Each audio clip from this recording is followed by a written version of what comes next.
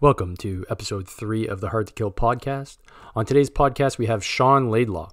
Sean Laidlaw is a combat veteran of the Royal Engineers and also did some private contracting work for the U.S. State Department as an EOD tech defusing IEDs in the city of Raqqa. When he was deployed to Raqqa just recently last year, he befriended a local dog. That local dog's name is Barrie.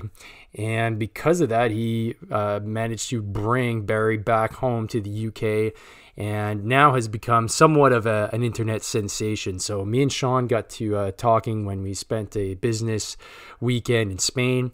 And from there, we kind of hit it off. And Sean's got a really interesting story to tell, and I really think you're going to enjoy it. So guys, sit tight and enjoy. Welcome to the Hard to Kill podcast, the go-to podcast for military, LEO, and EMS professionals, sharing ideas and experiences from around the world to make you hard to kill. Here's your host, Dave Morrow.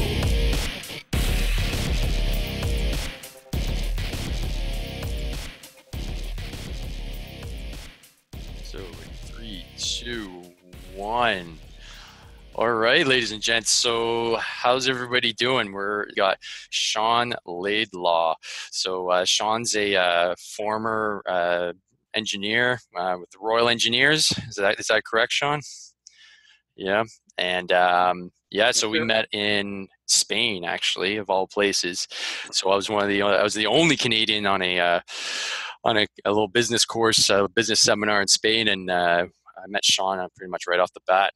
He was just chilling in the same condo we were staying in, and we kind of hit it off. I mean, military guys tend to have that kind of standoffishness right off the bat. It's like, hey, how you doing? How you doing? And then we kind of size each other up. And Sean's a pretty cool cat, so he's got a really interesting story to tell, and I wanted to have him on the show as one of my original guests. So, Sean, welcome to the Hard to Kill podcast. How you doing, buddy?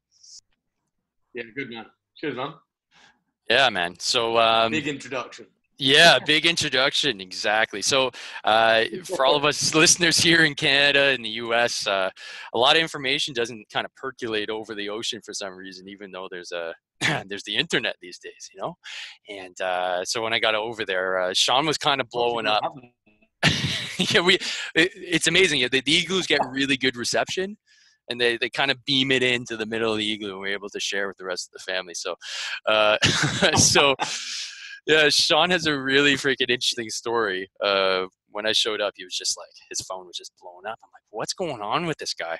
So, Sean, do you care to elaborate? I want to focus on kind of your experience, but I think the fact that you were kind of an internet sensation and is kind of a cool thing to talk about. So, give him a little bit of your backstory, Sean, and let's try to make you a little bit more multidimensional.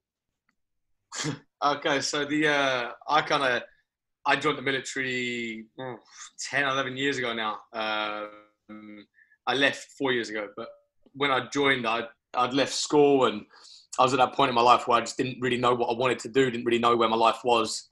I sucked at school, I sucked at academics really bad, to the point where actually one of my teachers, I was in sixth form at the time, which is kind of just after secondary, so just after high school between university.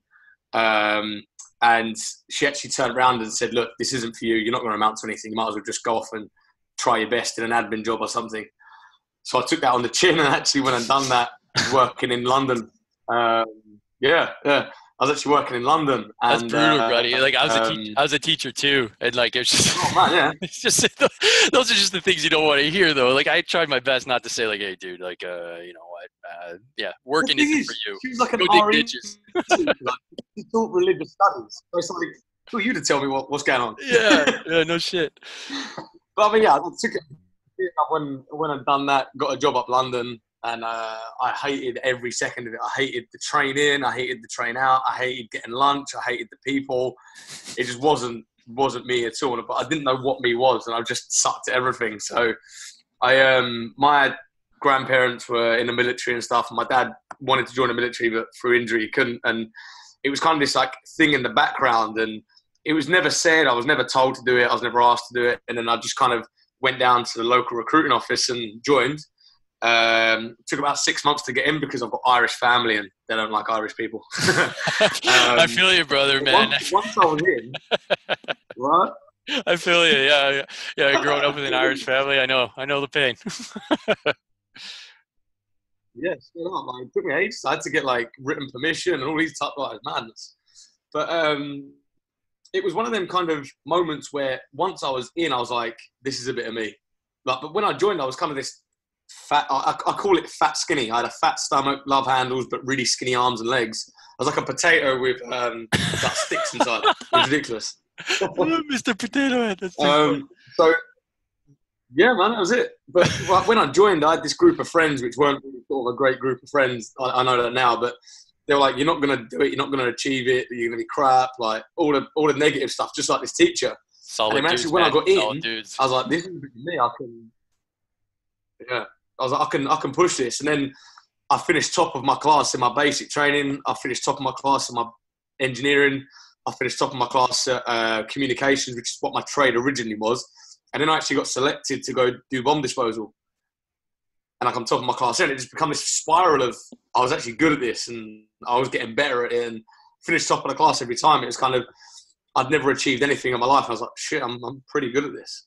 But yeah, I kind of spent 8 years doing bomb disposal with the special forces, and I've done 2 tours of Afghanistan. I've done a load of other stuff. We had the Olympics here, so I've done a tour of, call it a tour of the Olympics. It was kind of a glorified get drunk and hope nothing happens job, but you know, it was good. Those are always the best ones. But yeah, that was a good one. Yeah, they're great. And then I left. I kind of said to myself when I joined that I wanted to leave when I'm 30, and I want to have a career, and I don't want to be in the army for life. So I kind of kept to that. When I was 28, I left. Went to start a family. That didn't work out. So then I started a fitness company, and it was just right. Didn't start that straight away. I started at a boot camp just kind of with a friend, and then it just escalated, and I met Mitch, and then we set up Beyond Limits. And we're not businessmen. I mean, he's a fireman. I'm an ex-soldier, and we didn't really know what we were doing. So the first year was just messing around and trying new things, and financially it killed us. So I got offered a job in Syria, of all places, to go back to bomb disposal. And I kind of thought, I'm very good at bomb disposal. I'm not very good at owning a company. So let's maybe give this a shot.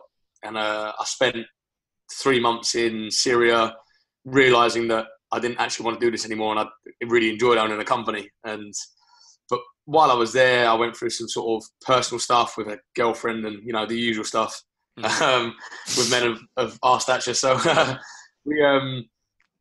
at the time that she just disappeared while I was out there. She completely just went. It was like to the point where I even was going to phone the police to get like a whole search thing going on.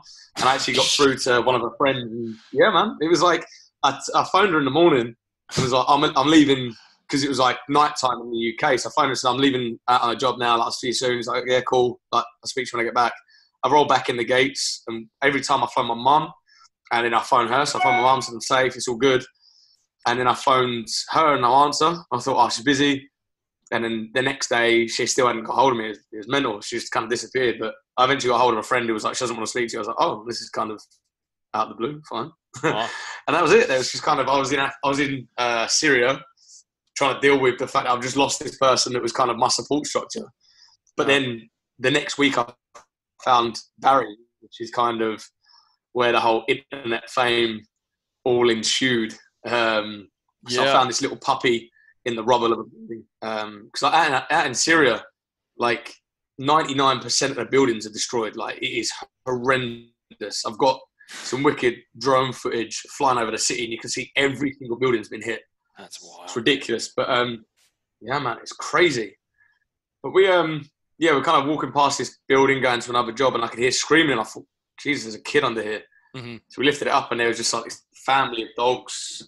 Shit. And they're all dead other than Barrie. There was like this mum dog that had been crushed, and there was these like other puppies. A couple of them like obviously looked like they'd starved to death. And Barrie, as wrong as this sounds, she had kind of eaten like the dead siblings to stay alive, which is like, she's a dog. It is difficult, yeah, of course. You know, kind of. I mean, like, I'm a bit worried to fall asleep around her, you know, just don't want flashbacks and they're trying to eat me.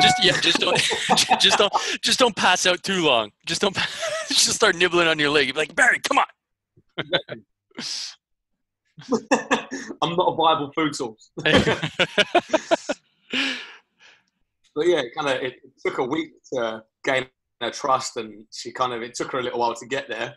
And once she sort of gained her trust, I picked her up, took her back to camp, and she become my camp dog for 2.5 months, and it was great. She was wicked. And then now I've got her home, and that's when it all kind of went a bit crazy. When I got home, it was on in Britain. We got sort of Remembrance Day on the 11th of November, and I got her back on the 10th. So it was kind of fate that I brought her back, and then it all went out on the news the same day.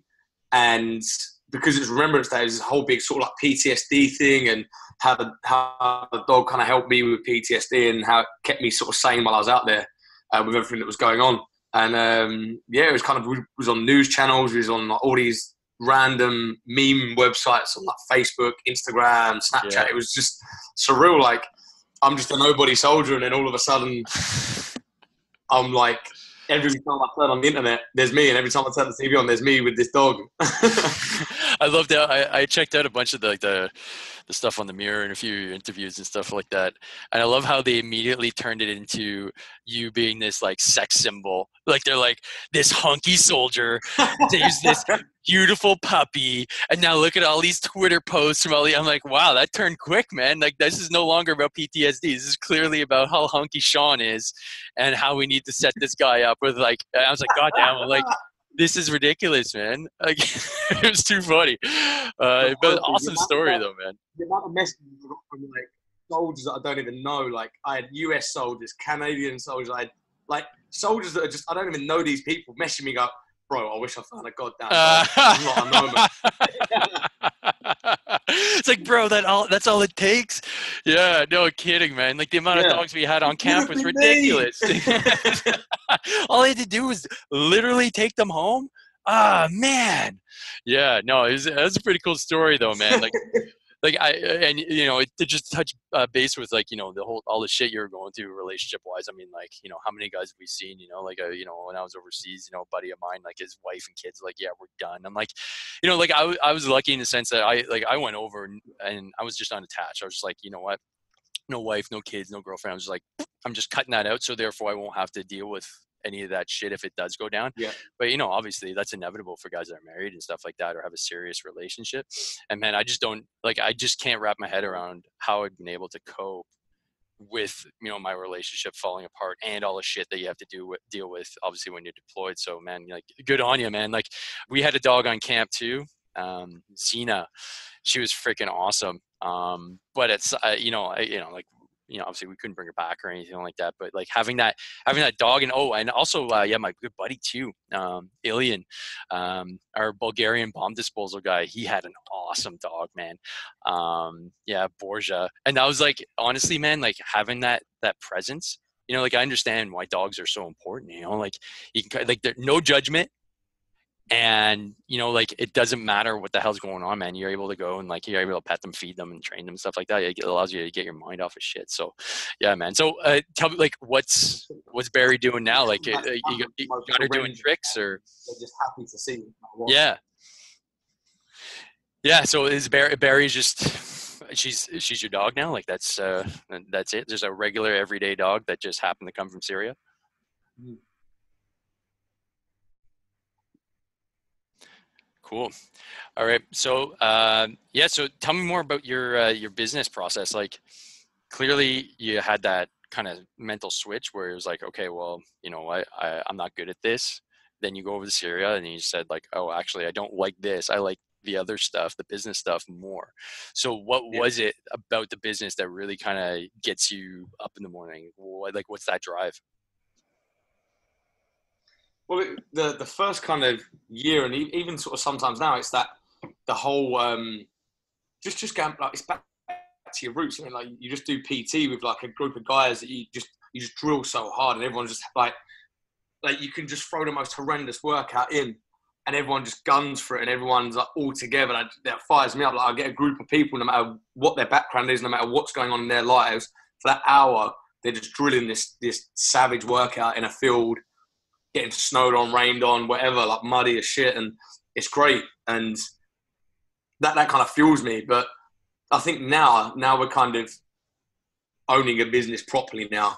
I get really fired up with the whole when I can, where I'm up here now watching the company, like seeing everyone's changes, not just the boot camp guys, but the one-to-one guys, and seeing like their transformation pictures of the coaches send me. Oh, look at this one, and then like seeing it on social media. It's great. Like seeing my logo attached to that. It's wicked. It gets me going. Mm-hmm. So what was the hardest thing, like when you transitioned out into kind of the business world? Like, what did you find was lacking? Like what was the thing that you said, oh shit, you know what? I'm totally unprepared for this, or like I'm not equipped at all to handle any of this. And like, what was your thought process? What were you going through at that time? Man, it's like the whole thing. Like we started it. You know, like you've been in the military for so long, and it's like having a job, like any other job. Like all of a sudden, I didn't have a wage coming in. I couldn't go down to the chow hall and grab some food. It just wasn't there anymore. And I was kind of living with my girlfriend at the time, and I was looking at my account like, how, like, I don't know when any money's coming in. Like, I've got this amount. It's not like, oh, with the third, it's like I can spend all my money now because on the third it's all sweet. Like, I had to think, I don't know when the next bit of money's coming in, and I don't know when the company's going to need money from me. And it was just this constant, like, I have no idea what I'm doing. All these things keep popping up, like, oh, have you got a website? Oh, have you got a contract? Oh, you, like all these random things. Like, oh, how do you deliver your training? Oh, one-to-one. Oh, but what, have you got an app? Have you got this? Have you got that? And I'm like, I don't know. Have you got terms and conditions? What's your business plan? I was like, I don't know. I'm just here doing shit. I don't know. Yeah, that's the typical attitude. I did the exact same thing. Like I left, I'm like, I'm going to start a PT business. Like I just did all this shit online, like with the government and stuff. I didn't know what the hell I was doing. I had no idea. But I'm like, you know what? I can do anything I want. And so it was all fucked up. Like it didn't work. So then like this is like my new iteration was kind of like, I guess what you're going through. It's like, oh, I have to actually run a business. I have to actually learn some things and actually apply like models and templates and shit like that. But it's that attitude, like, yeah, nothing's going to stop me. I'm just going to freaking do it. Like I'm going to hard charge and just smash through, like just swigging, you know, like, oh, that's too funny, man. So what was the biggest take? I mean, the other day, what's the forecasted sort of 2019? And I actually had that, and I was like, oh, I've done that. Like, yeah, I know what I'm doing. I know what this word means. I know what I'm doing. Oh shit, that's too funny, man. But like the whole I don't know if you're in any veteran entrepreneur groups, but like back here, like we have a pretty sick charity, right? It's actually Prince of Wales that runs it, and basically it just brings guys like us together to like freaking learn how to just do basic business stuff for like 5 days.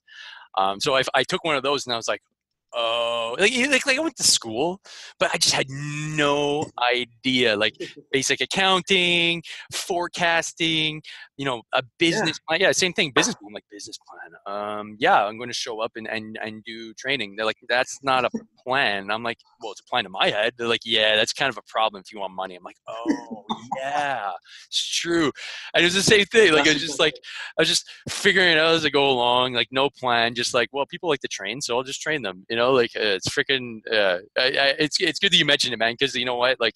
We're obviously, like, I thought I was the only one that kind of just like decided, oh, I'm just going to run a business because, well, I survived Afghanistan. I can run a business. It's going to be easy.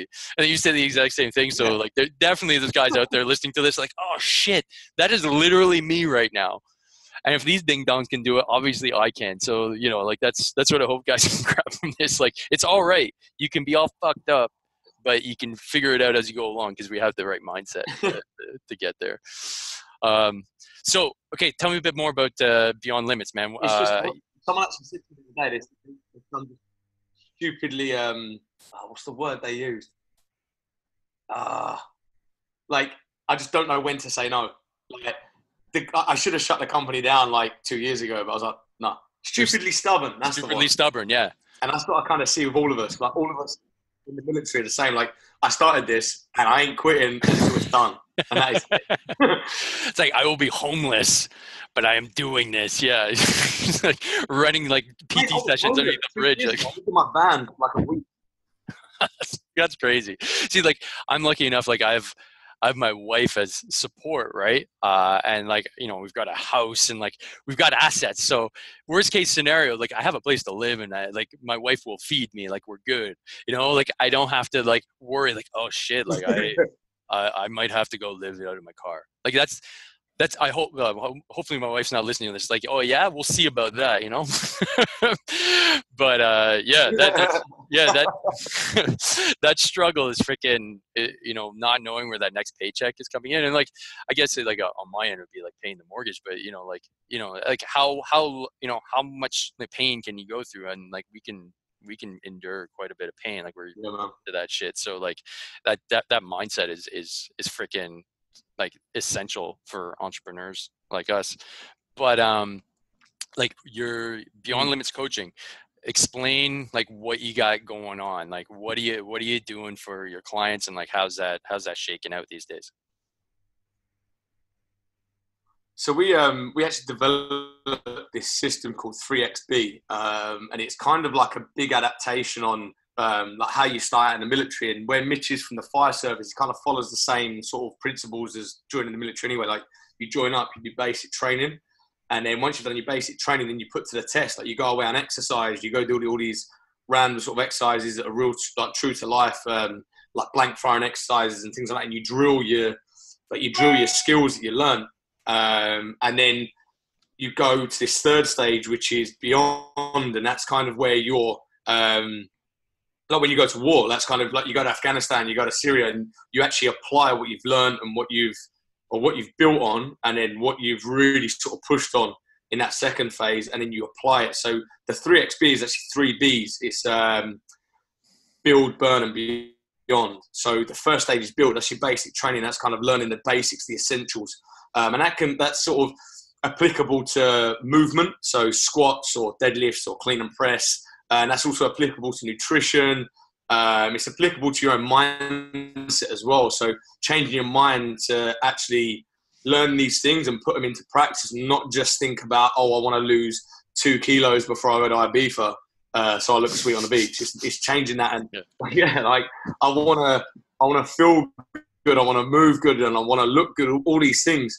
And then you go into burn, which is that's kind of when you progress out of basic training and you're applying those skills in a safe environment. So you push to your limit, and you're drilling those things that you learn in build in burn in a safe environment with coach watching you, really pushing you. And then once you've gone through that stage and you're going to beyond, which is just, it's hell week. It's pushed way beyond your limit, way beyond anything you've ever done before. And an example of this, what we've done is I took three mums. They're sort of, their mums have got careers, they've got their sort of own lives. But what we've done is I took them to Snowdon, and you know Snowdon because we talked about this when you done Exercise Cumbria. Yeah. And I took them there on that mountain. We done this thing called Rat Race, and it was a marathon. It was a marathon with obstacles up Penny Fan and down. And it was honestly, I got to the end and I was like, oh my God, what the hell? I've got a video of me on top of the mountain, and I videoed it and sent it to my friend. I was like, I don't know how I'm surviving this, let alone these 3 women. And like, there was things like, it wasn't just getting up the mountain, but like we got to the top of Penny Fan and they were like, we're going to close the mountain because it's getting really dangerous. Mm-hmm. And we stood up there like, oh, sweet, so we need to go down. But as you were coming down off the mountain, they had all these obstacles. They had this high jump, and it was a 10-meter high board jump into this lake. And we had this woman, Kate, and she stood there like, I can't do that. I was like, woman, you just climbed the fucking mountain, jump off the cliff, like, you're fine, just do it. And she did it. And it's just amazing, like watching these women just, like these ordinary women, mums that have got careers and they're doing like normal civilian shit just to go up this mountain and just beast it and own it. And that's kind of what we kind of learning, or what we kind of portraying beyond when we we try and do all these adventure stuff, but also it's like we do like a beyond week where we say to them, like, this week's beyond week. If you turn up, we're going to thrash you. Like you've never seen a thrashing like this.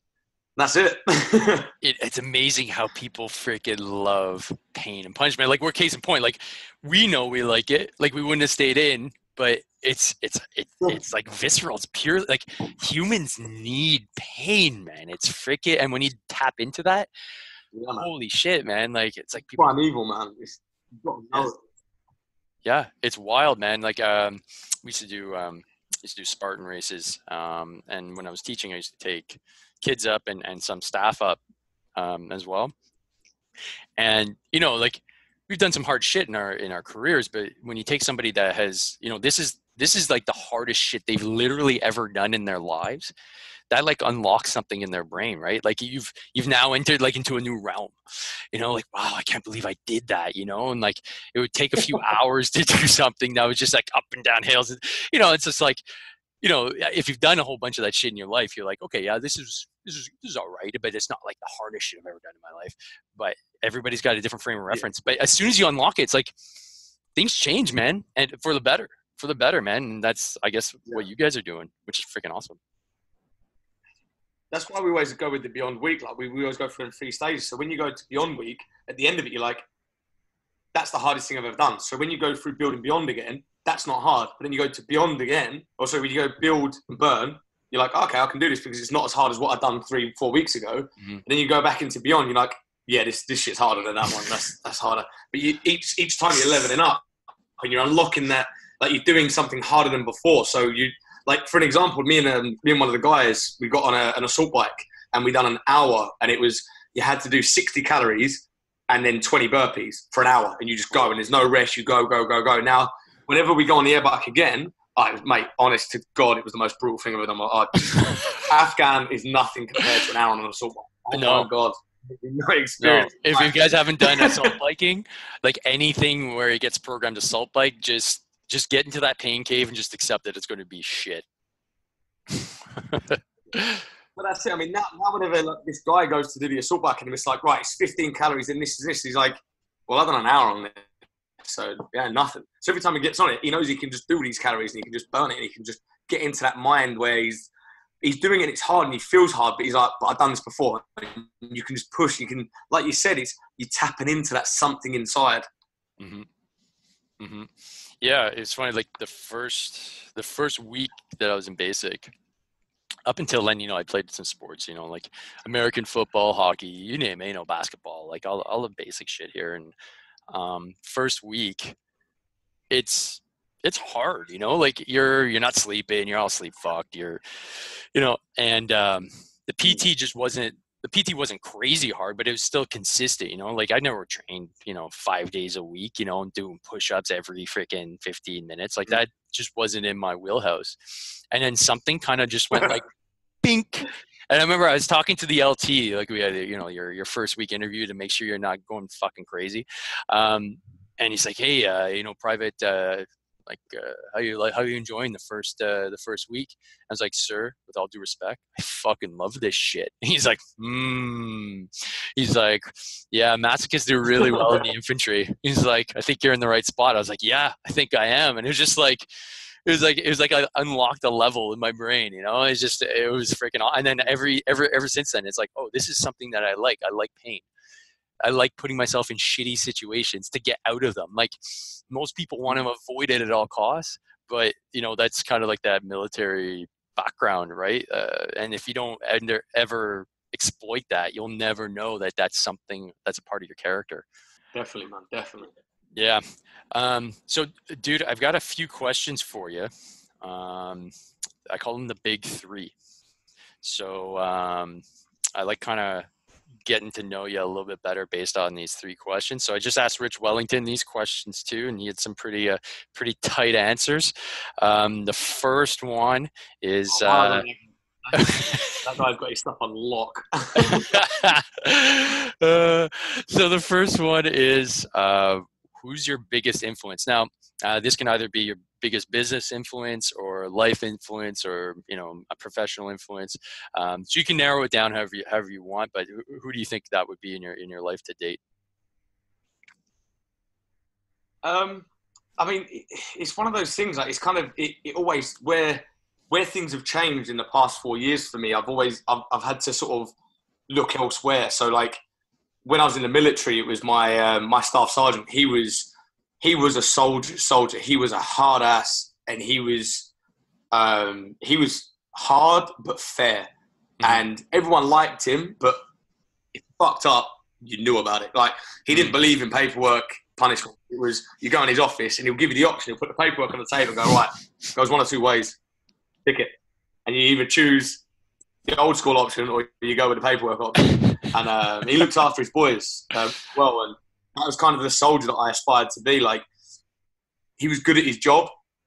He did get shit from the top brass, from people above him, but the people below him loved him, and that's why he succeeded where he was, because undeniably he was good at what he'd done, and he was fair to everyone. Like no matter what your rank he was, if you fucked up, you fucked up. If you were good at something, he recognised that, and he really he kind of really pushed me through the military. And like my last couple of years, I spent like the last 3 or 4 years of my career constantly away on tours and stuff, and he was always there to help me out. Like down to sort of like silly things. I didn't know how to like deal with a personal situation that was going on while I was away, and he kind of would talk me through it. And for like a staff sergeant to talk to like a lance corporal or corporal like that was kind of good to see. I think business-wise, the guys that we've been working with from Remote Fit Pro, like all of them there, Rich, Sam, George and James, their knowledge in business, I mean, they're young lads as well, which kind of winds me up, but still, it's like they're so good at it. George is like 24. 24. Like, that makes no, it doesn't compute. Oh, it's like, man, I talk to him. I talk to him and he gives me all this advice. I'm like, bro, like you should be like 40. What's going on here? yeah, I look at him like a 40-year-old man, even though he clearly looks like he's in his young 20s. I'm like, he has the wisdom of a 40-year-old. Yeah. It's incredible. These guys all have this, like, wisdom beyond their years. Yeah. He's achieved so much in business at such a young age, and it's ridiculous. But it's not just what he's achieved; it's what he can actually pass on and kind of. But I find it like I said earlier, like I find it hard in school academically, and for someone like a group of people to actually sit me down and talk to me in my language and show me how to do things in my language, it's just like being in the military again. I loved it, and they're a constant help. And business-wise, I'd say they're my biggest influence at the moment. But I think an all-round sort of influence in my life has got to be my dad. Like the guy's a tank. Just any situation you put that man in, and he comes out smelling of roses. Like he's ridiculous. He's such a hard worker. Like when we were younger, I'm from a council estate in, like, if you guys that are watching know England and London that well, I'm from the council estate in Dagenham, and it's kind of renowned. Just it's a horrible place in the world, but that's where we lived. My dad started there, and he dragged us up into sort of where we live now, and we have we've never wanted for anything as kids. It was great, but like dad was out of work for a while, and he was always doing odd jobs. He had like 3 or 4 jobs on at a time, but you'd never know that. Like I'd get home from school, he might be there, or he'd get home in the evening, and he always had time to play, always had time to chat, always had time to read a book, always had time to, like, where I said I'm shocking at anything school-wise. He would sit down every single night and he drilled maths. We drilled maths. I'm still shit at it. I'm terrible at maths, but he still spent the time to work on it. Oh, man. And just mad. Like he was never in the military, but he's got that mindset. It's just nothing is a problem. Something will come up. Like he was diagnosed with cancer last year, and it wasn't even a thing. Like he had his emotional moment, but it was like, right, cool. So what's next? What's the treatment? What's this? What's that? And it was like, right, so this is the treatment. This is what we're going to do. Cool, sweet. And that was it. That was just it. I got home. He was like, right, this is what I got. This is what we're going to do. This is the treatment, and this is what we're going to do from now on. Sweet. Oh, cool, sweet, lovely. And it's just nothing's a drama, and that's where I want to get. Like he's kind of like that influence. When something fucks up, I'm like, what would my dad do in this situation? Yeah, right on. Like he doesn't see setbacks as setbacks. He sees them as learning experiences. That's what it sounds like. Definitely. Yeah, solid. Very solid. Yeah, man.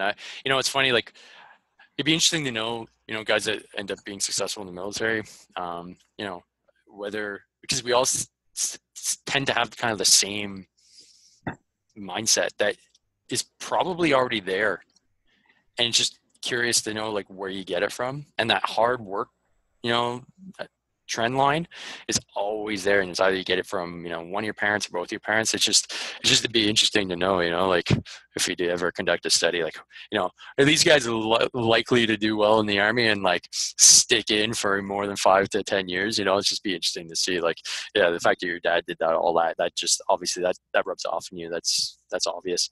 So next question would be, what's your favorite book, or what is the book that you're currently reading or podcast that you're reading that's like got your ear, or even something that you're like, I want to read this because? Well, me and books don't mix at all, ever. I'm more of like a visual or a listener. And I've actually only just recently put myself up on Audible with Amazon. Because I think I've listened to a couple of books through that and I actually finished them. Whereas I kind of get given a book and I'll read and that'll end. And it's but I mean, podcast-wise, I'm new to the whole podcasting. When we went to Spain, that was kind of my first introduction to it. And I've been listening to Ben Coombers and James Moody's, like the Remote Fit Pro guys. They're kind of like, I'm just getting into it now. I'm just kind of getting into listening to books while I drive. The book I'm sort of going to move on to now is about ego and parking your ego. Like I'd never say I've got an ego, but it's always good to sort of like when something happens to sort of think, am I doing this out of ego? Like, am I buying this car because ego dictates I buy this car, or am I buying this car because like I should or whatever? Just like those little things. I think it would be it's an interesting kind of, I'd say read, it's an interesting listen because I'm not going to read it. But there's podcasts like the guys that we went to Spain with, like their podcast they're setting up and like we're all talking about it, and I'm really interested in their subjects. Like Rory's got a really interesting one coming up about body confidence and things like that. Ollie's got a really interesting one, and he's sort of, his one's all angled towards entrepreneurs and successful businessmen and how to push forward, and that kind of interests me with sort of the mindset of an entrepreneur and things like that. Like I'd never consider myself an entrepreneur. I don't think I'm ever going to call myself an entrepreneur no matter what I do in life, because I kind of think of an entrepreneur as kind of a money grabbing twat, but it is what it is. I'm gonna have to change my title on LinkedIn now. I don't want to be called a twat next time I get a you fucking twat. Yeah, fucking entrepreneur. That's just my personal view on it. I mean, all it is, there's a guy from around here, and he calls himself an entrepreneur. And if there's anyone I can be the direct opposite of, and I'll intentionally be the direct opposite of, it's him. So no matter what he does, I'll instantly not like it. Yeah. Yeah. No, I feel you, man. I remember writing that on LinkedIn. I put like, okay, I got to have 3. And it's like, I was talking like Rich and stuff like that. Like, oh, I need to put 3 nice things like that kind of just explain who I am. And I was like, I guess I'm an entrepreneur. It was just, that was the one that felt the dirtiest. I was like, because it's exactly for the reason you said. It's like, entrepreneur sounds like the guy that's freaking selling you shit out of the back of a car and then like trying to screw you on, selling DVDs. It's like, yeah, but I'm an entrepreneur, man. I'm trying to make a living. It's just like that skeezy freaking, reality that, it's not really the case. We're clearly entrepreneurs. Let's just not call us that. Right, yeah. So those are the kind of things I'm sort of getting into, books and podcasts and stuff. So like Ben Coombers' podcast I'm tuning into now, and that's kind of giving me a good sort of like, Ben Coombers' one's a really good one because it's funny and it's informative, and I can kind of get on board with that. I'm not just listening to someone droning on about something. It's like I enjoy listening to it, and it's kind of got me into the world of podcasts. And I've started listening to Remote Fit Pros, and obviously I'm going to listen to yours now when yours like start coming out and stuff like that. So it's kind of this whole Spain thing with the Remote Fit Pro and you guys and everyone that we met. It's nice that we're all doing similar things and we can all plug into each other. But yeah, that's kind of where I'm at with reading. Yeah. You know what? Like that whole aspect of like, I'll crush a book every now and then, but my consumption now of books has gone up almost exponentially since the podcast exists. Holy shit, man. Like, I only started listening to him like really last year, which was my buddy's suggestion. He's like, because he started one. He's like, you're not listening to podcasts? I'm like, no, that's for nerds. He's like, nah, man. He's like, everybody's listening to podcasts these days. You know, so yeah, so that's why we're here. And no, it's just, I mean, like, you were talking about Ben Coomer, and you know, I had no idea who this guy was until showing up to Spain. And you know, like, obviously there's a buzz about this guy being at this conference, and so like I had to look him up. So for, you know, all the people back home, like in Canada and the US, like this guy's like killing it when it comes to like the online PT world. Like he is massive. Animal in business. Yeah, and you know, he's got his awesome supplements going, and he's just an awesome down-to-earth dude, and his podcast is really good. So anybody that's kind of in the entrepreneurial mode, or well, I shouldn't say that, sorry, the businessman mode should, and especially in the online space, and he's obviously in the fitness world, should definitely check this guy out. He's got a shit ton of knowledge, and obviously the Remote Fit Pro guys, like I'm listening to their podcast every week because it's just knowledge bombs, right? And finding out about people that, you know, it's weird that how that ocean kind of creates a divide between the two kind of knowledge bases, but I just find here that we don't get near the and that, you know, and I maybe it's just because I just don't know what I don't know, but it's just that doesn't seem to be getting over here to North America. And you guys, when I say that you guys, I mean like the Brits seem to have kind of like a stranglehold on that side of business right now, is the online business. So it's definitely something that's going to take off here, and it's these guys that are kind of pushing the change. And even like Rue Anderson, like in Ireland, like these guys are freaking pumping out good content. So yeah, it's good. We'll put that all in the show notes too, like once we publish this, like all the guys you mentioned, we'll throw in all their podcasts and stuff at the bottom. Cool. So last question is this is the Hard to Kill podcast, so we like trying to get and crack open your coconut and see what exactly makes you harder to kill. Is it mindset? Is it, you know, your freaking ripped biceps? Is it Barrie? What is it about you that makes you hard to kill? Definitely not my quads. Definitely not the quads? Okay. I think I kind of mentioned it earlier. It's the stupidly stubborn, like ridiculously stupidly stubborn. Like no matter what, I'm not gonna give up. If I've got my mind set on it, like we always, like, we know, like when you're in Afghanistan, you're given a mission, and shit bust, that's happening. Like no matter what, who dies, who gets injured, no matter whether you run out of ammo, run out of batteries, you're gonna get shit done. Like it's happening because you've got no choice. So that translates into the real world. And I mean, that when I was in Syria, it was kind of that thought as well. Like we were doing jobs that was like disarming IEDs off of dead suicide bombers that have been shot in the head and stuff. Like they're still laying there with their vests on, and there's like ISIS guys running through tunnels underneath buildings we were, and we're like, what the hell's going on here? And that whole stupidly stubborn, like, I don't care what's going on around me. Like there was one point, me and my friend were disarming IEDs either side of the road from each other, and there was people taking pot shots at us while we're doing it. Now, any normal person would have been like, let's do it tomorrow. And we're like, it's Thursday today. It's Friday tomorrow. It's like, you know, we want to drink tonight. We don't want to do this tomorrow. So we'll take the shots. It's cool. Like, we'll do this. And like, you're trying to disarm with like an IED while someone's taking pot shots at you. It's kind of, until you talk about it afterwards, you think, why did I do that? It's a bit dangerous. It is what it is. Yeah, I think it is like stupid and stubborn, but it kind of serves us in the long run. Like we will be in the fight longer than anyone else. So there's no reason that you can't succeed. If you're going to be in the fight longer than anyone else, you're going to succeed. Yeah, that back up against the wall, no fail attitude is, man. There's like, you can have, you know, you can be the strongest, you can be the fittest, you can have all the sexy tech that you want, but if you don't have the mindset to go along with it, it's game over. Like it's just, it's not going to happen. You know, it's just the way of the beast.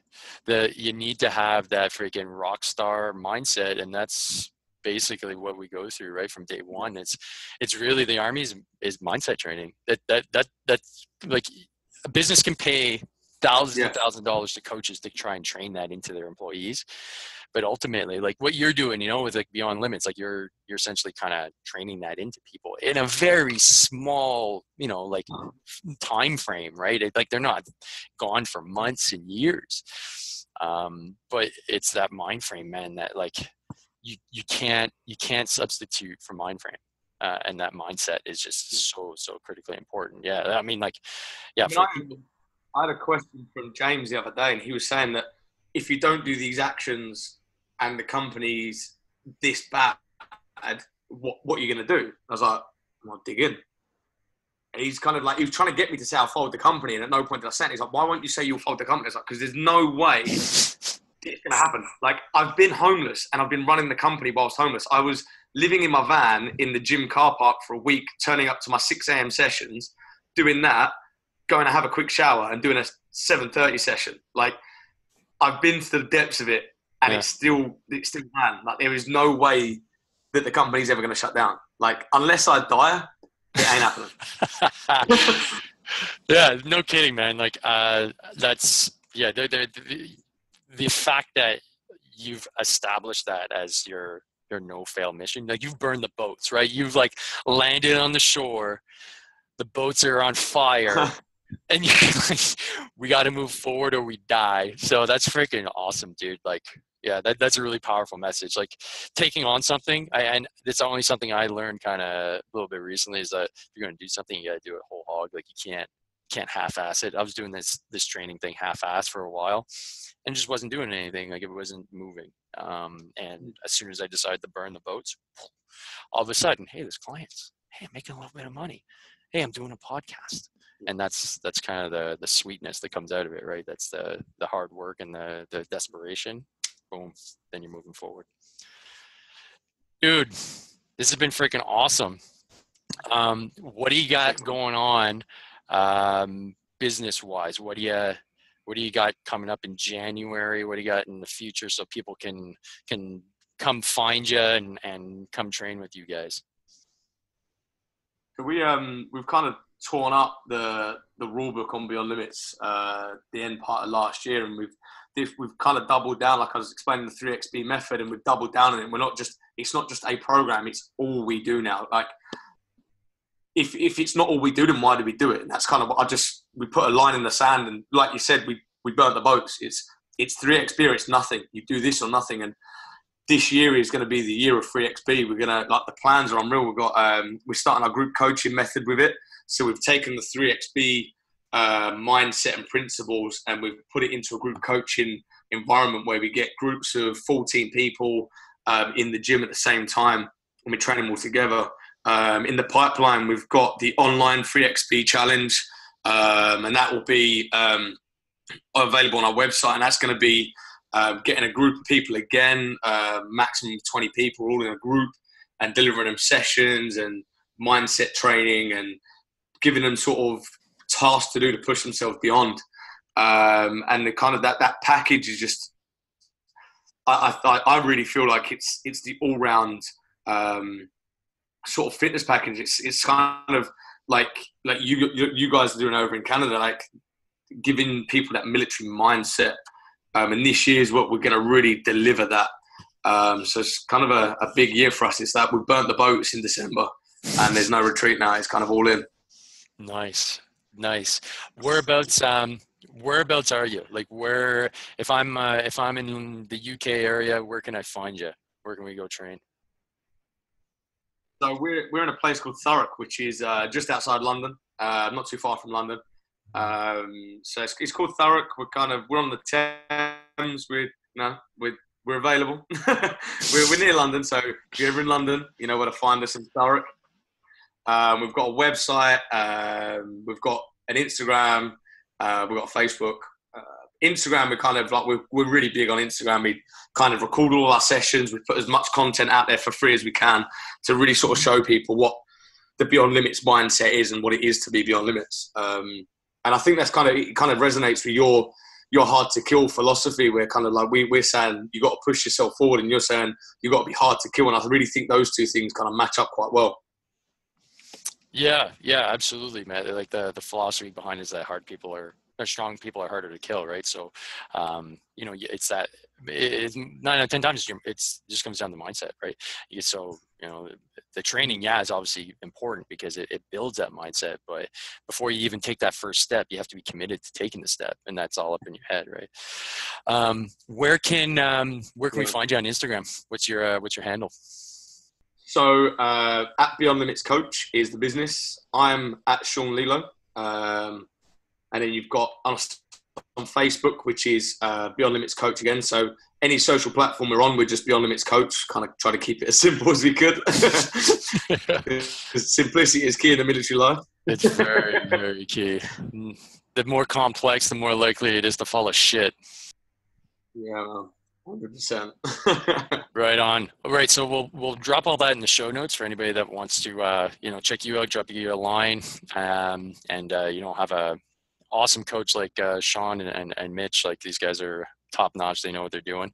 And Sean, it's been a real pleasure having you on, buddy. I wish you all the best. I think 2019 is going to be a big year for you and a lot of us out there that are taking on that remote fitness world. And we're going to be a great, I think, asset to our communities and everybody else that we train. And it's been awesome.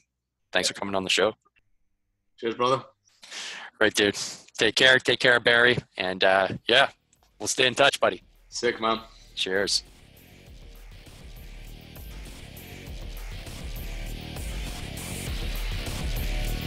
Thanks for listening to the podcast. You can find out more about training, nutrition, and mindset at davemorrow.net. Be sure to like us on Facebook and Instagram at Dave Morrow PT. And don't forget, strong people are hard to kill.